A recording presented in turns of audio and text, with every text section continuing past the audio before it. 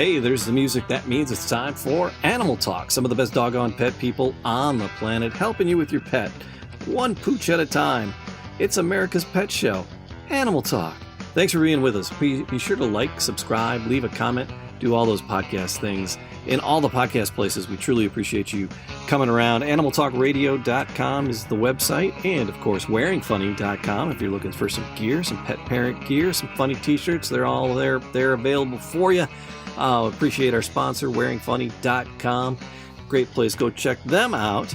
And for your pet help and information, you're in the right spot. We're going to help you out. We have years and years of animal calls and emails and interviews, and we're sharing them all with you on these Animal Talk Rewinds. Now, Animal Talk, it is for entertainment purposes only, so make sure you check with your local veterinarian, your local trainer, if you have any issues coming up, and we're here to help. Our professionals always got great ideas, too, so here we go, having a little bit of fun. It's Animal Talk.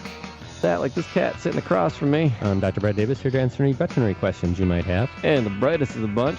I'm Donna Fournier, and I'm here to answer any training questions. You got a problem with a reptile? Something cold-blooded causing a problem? Our buddy Rourke from ReptileSafari.org can help you out. My name's Jamie, and I'm just here to make sure everybody has a good time. He is the Brian Setzer of radio. That's always a good choice. Right on. We like to look at what's going on in the animal world besides Brad and his national animal, and look at the strange news that comes out. We also look at the real news that comes out. And because those are all true as well, they're just we just glorify them a little bit too much. But there are actually animal issues in the news all the time, and we like to address those when they come up, and then they move us. And Donna was moved this week by a news story. And, angered is more the word. Yeah. But yes, yeah, I'm very, very bothered. Don't anger the Donna. It's not pretty. Trust me. You just might get an angry letter. Don't make her angry. You won't like her when she's angry. All right. That's right. And she doesn't even turn being big or green or anything. No, I don't. I do the typical woman thing. I kill you with my words. That's right. Well, Donna is Mother Nature's second cousin. And I mean, the reason we call her that is because she really connects with animals, and it's just, she'll be walking down a path in a nature preserve, and the animals come and land on her shoulders. I actually had a dragonfly land on me yesterday. There you go. So, when animals are being mistreated, mishandled, or exploited, it gets her goat, as it were, and she gets a little upset by it. So, in the news this week, pro football player of some sort from the Falcons or something. I don't even care to mention his name. I don't even care. It's like that blonde thing in and out of jail and whatever. Who cares? I care. That blonde thing. Yeah. I'm not even going to dignify it by mentioning it. You know what I mean? It's like, for the love of Christmas, shut up already. I don't care. Send her to jail. She's out of jail. Well, you got to wonder how close are the bars together that she can't escape. Yeah, we let her out. Medical issue. She just kept walking right through the bar. It's amazing. They can't hold the jail cell to hold me. That's right. All right, 800-259-9231. She flushed herself out. No, we kind of lost. See? Yeah. We're not talking about her. No. We won't. No. See, but this is funnier than anything I ever heard anywhere else. Well, that was good stuff, Brad. Thank you. Well done. I'll feed that over to my morning show. They are not as funny as you. But we were shocked and appalled by another celebrity, quasi-celebrity. I don't know how a person who plays games for a living could be called a celebrity, or why they make millions of dollars, but if I can get in on that action, I will. So pro football player on the Falcons, I believe, linked with dog fighting. Yeah. And that just breaks your heart, He claims that he doesn't know what's going on his own property, first of all, but I'm not even going to get into that sort of legal issue. The bigger issue that I have is the remarks that he made after finding out that dog fighting apparently was going on his property that he wasn't aware of. Right. Allegedly. Just keep throwing that word out there. Allegedly. What he basically responded with was, if somebody wants to fight dogs, why not? And I really have an issue with that, because as a celebrity or quasi-celebrity or whatever, you are in the media. You have a responsibility to the people that look up to you. For whatever sick and twisted reason, young boys across the country look up to idiots like that. Exactly. And what message are you sending? You have to look at the bigger picture. The bigger picture is, okay, maybe you are a cold-hearted person who doesn't care about dogfighting, but the millions of people who are looking up to you, perhaps they do. Perhaps at this point in their life, they still have compassion towards things that aren't human. Absolutely. You can hear the anger in me. It really irks me that it, not only is it from the point of view of you're fighting dogs, you're doing something that's A, illegal in this country, B, that's cruel and unusual punishment for any animal. I don't care what kind of animal you were talking about here. It's not right to do. And thirdly, since I started with A and B,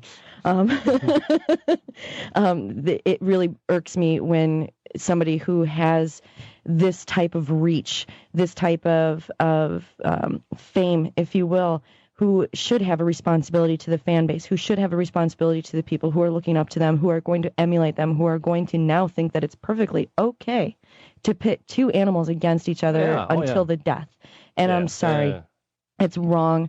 And there needs to be they're really, and I know that they've served search warrants and things like this, and it's still in the investigative process. Right. So, that's why at this point we still say allegedly. Right. Until proven otherwise, he is allegedly involved, or at least on his property. But I'm sorry, again, it comes down to the responsibility factor. So there's so much to address with what she just went through. Because and it's all kind of off topic, but it's don't irk Donna. Oh, yeah. Even though she is the Urkel of the show, don't irk Donna. And by the way, just a reminder, this segment of Animal Talk brought to you by Red Lobster, where they're having Crab Fest. Thanks, Brad. Oh, no. So what's humane, what's not humane? Right. We just grilled steaks, right? You know what, though? That's a food animal. That's a completely different thing. Food animals are fine. I have no problem we'll with do dog next weekend. Well, you go one step further. You talk about, it seems like this is archaic and something that's long ago, but remember, Oklahoma is battling about the cockfighting. This is a consistent thing where they're saying it's a big industry and we don't want to lose cockfighting. Industry. Because that's, go for the cockfighting, stay for the shopping. I don't know, but that's the concept of Oklahoma. But it is a big deal and it's hotly contested. Right. And no one has dogfighting as legal. No state has dogfighting as legal. Cockfighting is legal in Oklahoma? Yeah, I believe it is, or it's just got made. It just got banned. That is not very Surrey with the fringe on top at all. No, it's not. That is an entirely different image. Well, no, they better scurry. Anyway, but no, the thing is, they see show tune references both of us. How sad is that? I guarantee it's the only discussion about dogfighting with show tune references.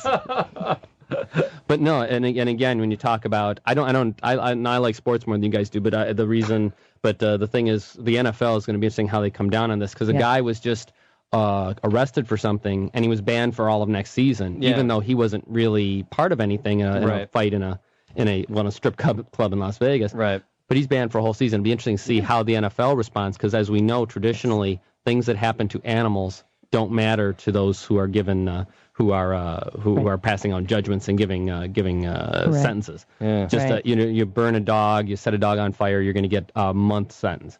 It's people just don't seem to give the same thing. It's going to be interesting to see what happens. Yeah. And this is a pretty popular player. Again, I don't really care to mention his name because I don't want to give him any more. Because I don't. No. I have a disdain for that sort of celebrity. Mm-hmm. But we'll talk more about it. We'll give you a few more details about what happened, what transpired, and we're going to get at the perspective of John Goodwin from the Humane Society of the United States as well. And before the break, we started talking about an issue that came up in the news in the past week, and Donna gets her hackles up, and quite rightfully so. Dog fighting, how do things like this occur in the modern world, and why? And this time around, it's tied to a pro football player, a gentleman in the NFL on the Falcons. And actually, I teach high school during the week, and we're just saying, people look up to these guys. And these are, these quasi-celebrities. And I'm in the lunchroom and watching the kids. And there's two kids with Falcon jerseys on, and with this gentleman's name on the back. So, I mean, he is a popular player, and I really don't even care to mention his name because, I care less about these quasi-celebrities. But the thing is that people look up to him, and they do, and they're popular or famous for whatever reason. And it impacts these young people, and they make them think, well, okay, maybe he says dogfighting's not so bad, maybe it's not, and it's just enough to drive you crazy. He says he didn't know what was going on, but he was pretty blasé about the fact that it was going on. Yeah. With us to talk about the issue today, we wanted to address what was going on. From the Humane Society of the United States is John Goodwin. John, thanks for joining us. Yeah, thank you. Thank you for having me. So, John, now it come to the forefront again in this week because of the celebrity involvement, quasi-celebrity involvement or whatever.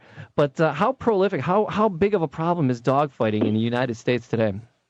Well, I think it's actually been on the upsurge, particularly in the urban areas. I think this has been fueled by certain elements in the pop culture. You've had, you're talking about the celebrity thing. You've had rappers like Jay-Z, who in the unedited version of his 99 Problems video had flashes of him in a pit handling a dog that was about to make collision with another dog. Nice. Another rapper named DMX who had a CD called Grand Champion with a big tough pit bull on the cover, and a Grand Champion in the dogfighting world is a 5-time winner with no losses. He was later arrested with multiple pit bulls, and it was convicted of animal cruelty. So there's a lot of guys like that have kind of glamorized both dogfighting and having big, tough pit bulls.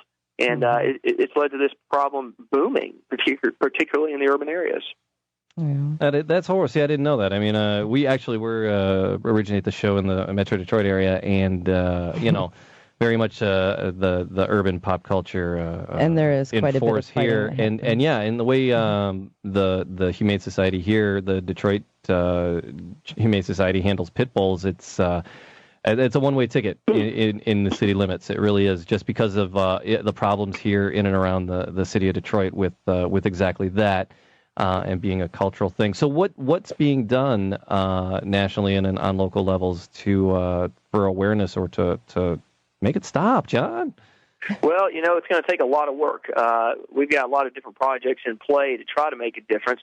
We've been doing training for law enforcement to help them understand what sort of things would constitute evidence in a dogfighting case, help them to do dogfighting investigations.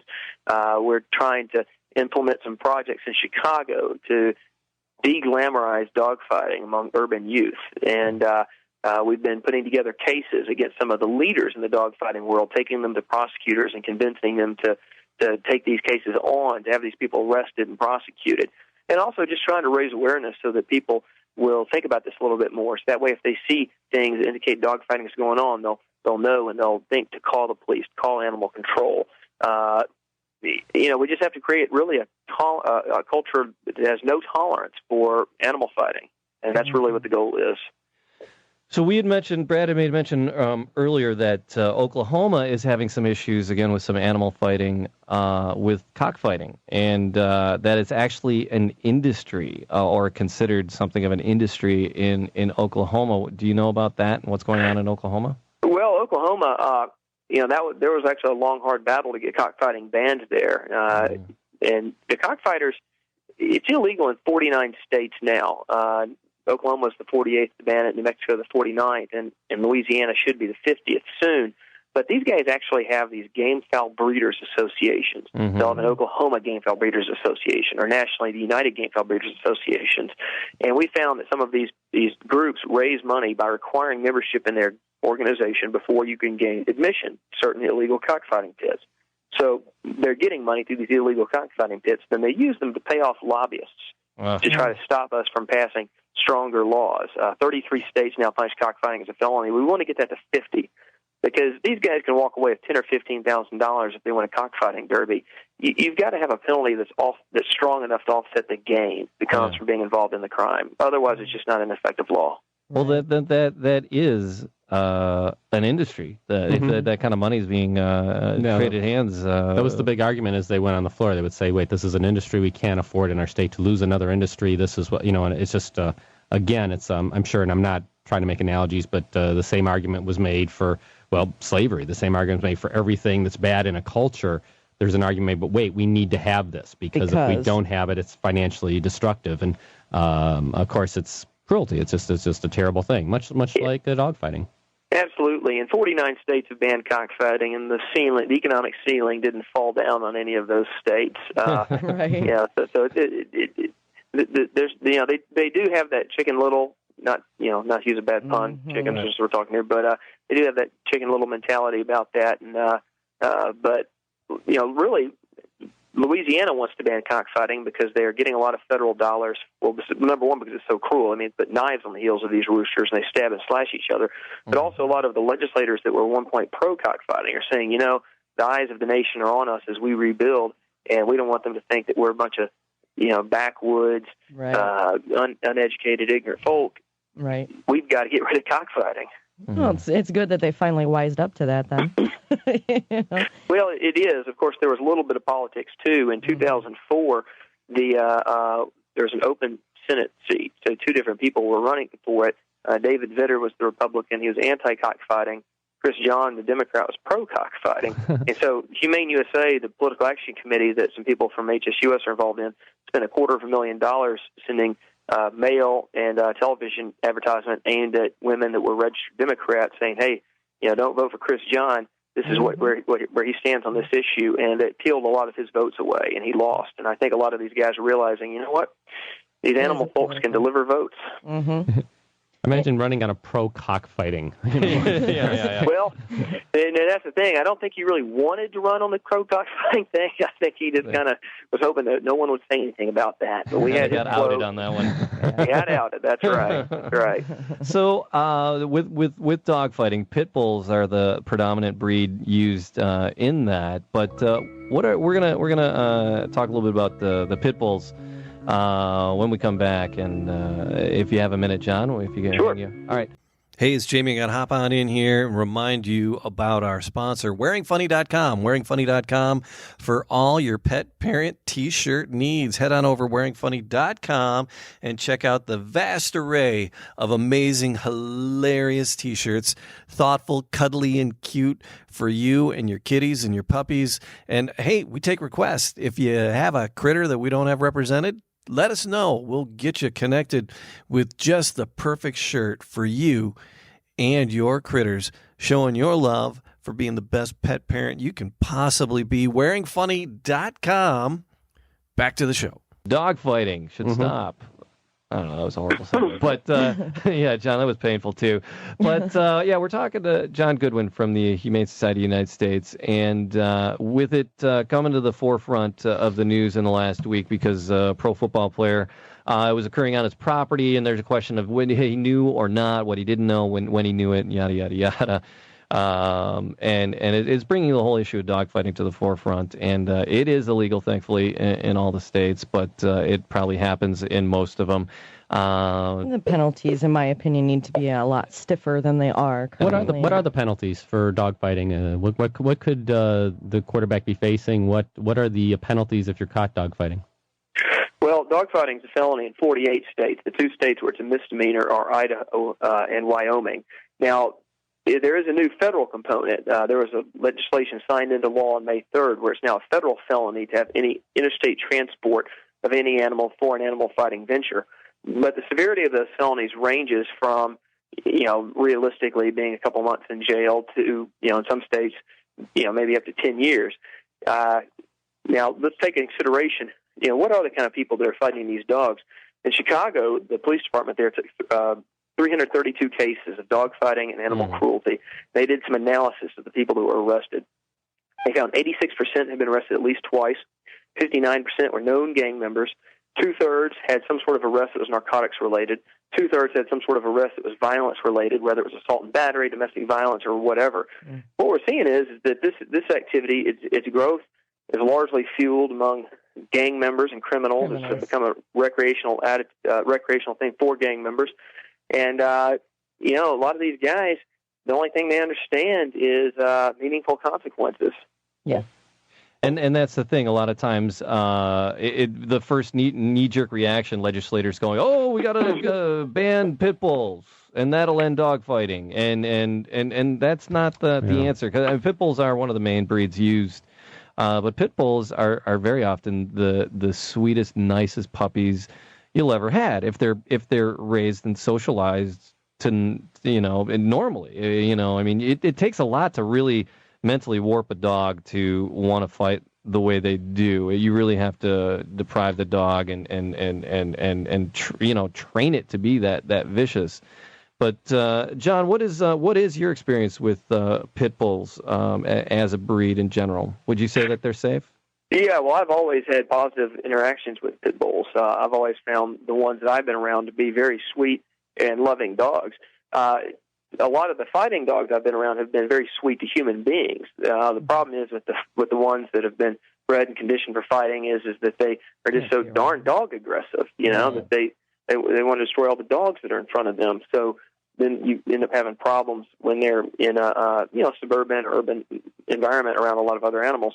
But there are a lot of pit bulls too that are not off of the fighting yards and that don't necessarily behave that way. And so I like them. Yeah, absolutely. So I think the legislation actually should be pointed at owners. We say this is what we say all the time. When I'm sure there's enough laws on the book. It's just enforcing the laws that we have and just not, creating new legislation to look like you're doing something. They need to fund the enforcement of this and get this done and maybe stiffen the penalties for the laws that currently exist, but just put some muscle behind it. Yeah, and I think in the long run that money makes itself back. I mean, because right now, like for example, in animal shelters, a lot of the municipal shelters tell me that 15 years ago, 2 or 3% of the dogs coming to the door were pit bulls. Today, because of the growth of this activity, a lot of the urban shelters tell me that upwards of 40% of the dogs coming through the door are pit bulls. Wow. I don't know what the statistics are in Detroit, but I bet it's a pretty high statistic. Yeah, it is. And people have to, cities are paying for that. And then also, a lot of times when you hear about pit bulls getting in trouble, well, what do you expect? I mean, you've got a guy that takes a pit bull, abuses them, fights them. The dog's injured. The dog's hurt. If he loses, he might get dumped in the street because the dog fighter doesn't want him anymore. Mm-hmm. So here's a dog that's lost his natural inclination to trust human beings for good reason. It's roaming around injured. Well, things happen. I mean, what do you expect? So, we really do need to crack down on this. So, John Goodwin from the Humane Society of the United States, what is the silver lining? How can we make a positive change in this, and how can we move forward? Well, I think we need to speak out against this activity. I think that we need to let leaders and law enforcement leaders in the community know that this is a serious issue. It needs to be dealt with. And even if they don't care about dogs, which I think most people do, even if they don't, they need to understand when you get the dog fighters off the street, you get people off the street that are bad for human beings as well. In some agencies, like, for example, in South Carolina, the Attorney General of that state, Henry McMaster, has formed an anti-dogfighting task force, a statewide task force. And he's assigned a state trooper to do nothing but investigate dogfighting because he realizes that, number one, it's a cruel and despicable act, and these animals deserve better. And number two, that it's a branch on the same tree of crime and corruption that he's targeting, with the rest of his resources. Absolutely. Well, John, thanks so much for joining us, and appreciate your insight and perspective on this problem going on. And we'll do what we can to spread the word and keep up the good stuff the Humane Society of the United States does as well. Thank you. Appreciate it. All right. Take care. If you have an opinion about the dog fighting, if you've encountered it, experienced it, Brad, you had some experience with dog fighting because, like I said, we're out of the Detroit area here, and one of the clinics you worked in was on the Detroit border, so you saw a lot of. You were in the city? Yeah, I was in the city. You were in the city for a while. Yeah, I was right in the heart of Detroit, my old neighborhood where I grew up, actually, and of course we would see the fighting dogs. Kids would walk them around looking for a fight. Looking to see. So not even an organized. They would seriously for, just for walk fun. around. Sure. That's why when they take kids with the dogs, they'll take them away. If you watch the Animal Cop show, right. They'll just take the dogs away. Yeah, if you're under 17, you cannot have a pit bull in the city. Under 18. And if you, under 18? Is it under 18? Yeah, and so they'll take it no question. It is a one-way trip. And one of the old days, in the old days, one of the things when I was a kid, what they would do with these dogs is they would actually cut off their front paws. What? You cut off the front paws of the dog because that way they can't go backwards. they wouldn't be able to push themselves backwards. They could only lunge forwards. And so that was you kidding that me? was the thing back in the day, is you would just saw off the front legs of your dog so that the dog, not all the way up, just enough so they'd have nubs, but then they'd always be falling forward and just be attacking. It'd also be something less for the dog to grab onto. That was back in the 70s. I don't know. I assume that's not a practice anymore.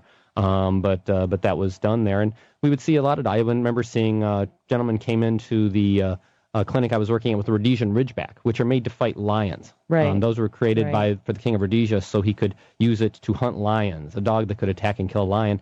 And he got one of those, and he was asking me, as it was a puppy, would it be big enough? How would it do fighting? He was asking me to assess how the dog would be, because he felt this larger dog would be an advantage going into the ring to fight other pit bulls. That's disgusting. It's absolutely.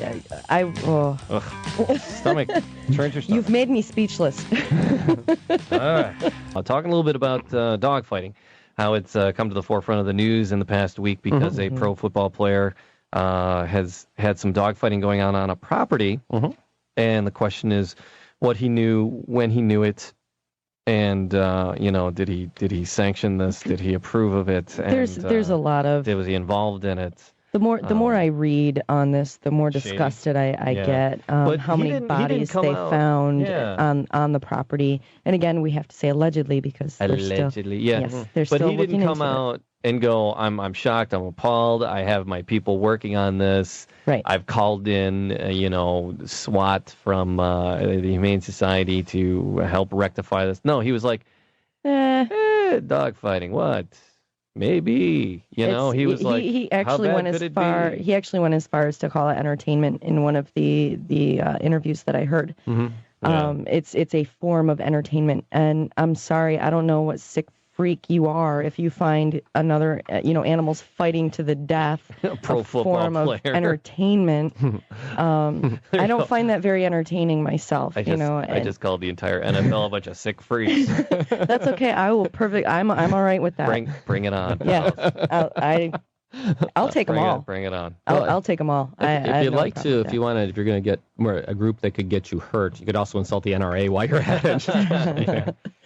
No, I mean, it really does come down to, because I mean, one of the litmus tests for serial killers is cruelty to animals. So come on, if that's what you're comparing, I mean, you have to think about this. What message are we sending not only to the children?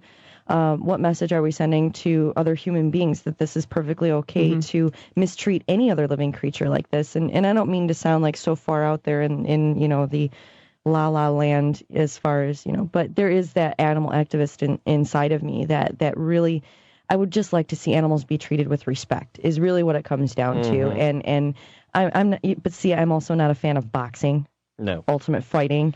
None of that stuff. If they want to see some mindless things beating each other up and tearing each other apart. Just watch the Ultimate right, Fighting. And the difference Springer. or Springer. And the difference that I see with this is two sentient, conscious humans being able to make this choice. Right. A dog does not make that choice. Right. They fight for two reasons: A, because they can't get away, or B, for survival.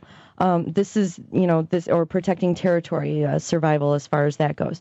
A dog, what they do with the dog fighting is they're training the dog to be this way. They're doing cruel methods at that. Totally manipulating. I mean, like Brad mentioned, Brad actually worked in a clinic in the city of Detroit for a while and saw a bit of the carnage that came from dog fighting.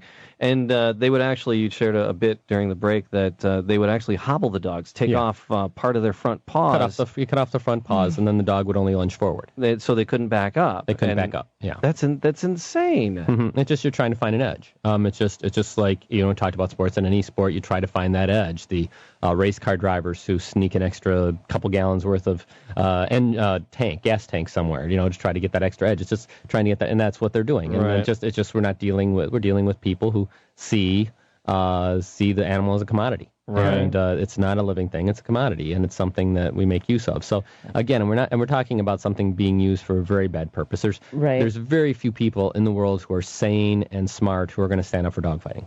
Very few people. Right. And so So again, it's a You said you had a story that was more on the amusing cute. There's a cute angle from your experience in the city. I'll tell it real quick. It was a man came into my clinic. He ran in with a pit bull, and it was all torn up from fighting. It had obviously been a fighting dog. Right. He was covered in blood. The man was covered in blood, and it was the day after Thanksgiving, and his dog had disappeared at the beginning of summer. And he said that he just gave up on ever finding the dog again.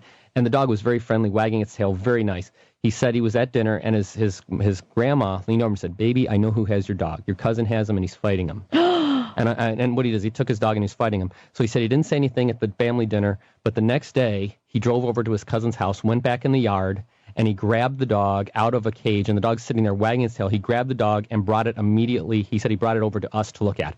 Now I'm scanning the dog, and all the wounds are old. All the wounds are scabs. They're old. They're not fresh wounds. Right. So, and I said, well, where's he hurt? Where's he hurt? And he said he's not hurt right now. It's just old injuries. And I said, well, what's with all the blood? And he said, oh, when I put him in the car, I went back in and talked to my cousin. I like this guy. I talked to my cousin. I like that. I like that. And so I said, well, good for him. There you go. And so that's your staple answer.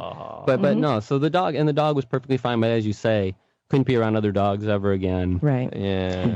They do something. It really changes the nature of the animal. And anybody who says that this is the nature of the animal really doesn't understand animals whatsoever. Well, not a domesticated dog. No, a domesticated dog. And even if you go back and you watch and you study wolves, you are not going to see this same type of fighting behavior unless it's for protection of territory, hunting rights, or for their own survival. This is not something that they walk around like, young men in a bar going, hey, you want to fight? It's not that same thing. And the image, and this ruins their image. These are vicious dogs. They're not. They're sweeties. They're not. They're wonderful This all dogs. ruins their image. The stars of animal knowledge, the pet professionals you need to talk to are here, ready and willing to help you with your pet. Brad's got medical issues covered. Donna's got you happening with... I thought you were going to say Brad has medical issues. We wouldn't be discussing that here, Brad. Donna's got the behavior down, and Rourke can help you with your raucous reptiles. On our website, animaltalkradio.com, is a way to contact us as well with questions at animaltalkradio.com. Brad, do you have an email question? Yeah, you always start them like this. Dear Animal Talk. You've got mail, baby, yeah. My vet wants me to neuter my dog, and I don't see why. I'll never breed him. He's never going to leave the yard. What possible good will it be to neuter him? Why should I take his manhood? Your couch will thank you. And this is signed Your Lily. walls will thank you. Yeah. Having an unneutered male dog, I like the way you put it best. The baseball reference that you always use. Baseball players. I love this. I've actually used this. If you know baseball players, you know that if you know baseball, every hitter in baseball is more aggressive when he has two balls on him. And so that's why if you can it's my favorite. It's my most favorite way he explains anything is this. Yeah. It's absolutely wonderful. But not only does it potentially make them more aggressive, the health risks that are involved. I mean, dogs that are unneutered are going to have a shorter life. Yep. You look at for instance, you never women. plan to leave him out of the yard. But he may have other plans. Yeah, hit by cars, commonly. I never have to tell women about that. Men get their eye on something, and they're going straight ahead without looking to the sides. And that's what dogs do. That's why almost every hit by car is an intact male. Also, when you talk about the other health risks, when you talk about women, when you mention breast cancer to a woman, every woman knows all about breast cancer, can just regurgitate all the information they know about it. They know every little thing about it from when they first enter puberty till they're 98 years old. They know everything about breast cancer. If you say prostate cancer to a man, he covers his ears and says la la la la la as loud as he can because he doesn't want to hear it. Right. But prostatitis, prostate cancer, other forms of cancer, it's really for the health of the animal. It really is. And so it does keep him alive. And that's why Bob Barker, who just retired this week. Sadly, I know. He was about 1,000. He took over the show. He was like, who seriously, he was like 86 or something. He took over the show, The Price is Right, from Abe Lincoln. When Abe Lincoln got elected president, he elected to Congress. But Bob Barker, who used to be a fighter pilot, who was a decorated fighter pilot, and a great guy, and except unless you're a model.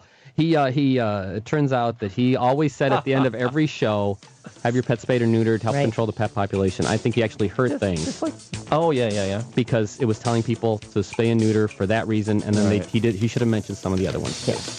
All right. Thanks to Mr. John Goodwin from the Humane Society of the United States joining us to talk about the dog fighting. And thanks for you. Thanks for being with us for another episode of Animal Talk. Make sure you do all those podcast things in the podcast places. Like, subscribe, leave a comment. We hope you had a little fun along the way. Make sure you head on over to wearingfunny.com. You can grab yourself some gear to show off what a proud pet parent you are. Are you a cool cat mom? Are you a happy doggy daddy? We got all the gear just for you. Hats, shirts, all kinds of swag. Wearingfunny.com. Go check it out and show yourself a little animal pride with Animal Talk. Once again, like, subscribe, leave a comment. Thank you so much for being here. Have an exotic week and kiss your wild thing for us. Bye-bye, boys. Have fun storming the castle. Think it'll work? It would take a miracle. Goodbye.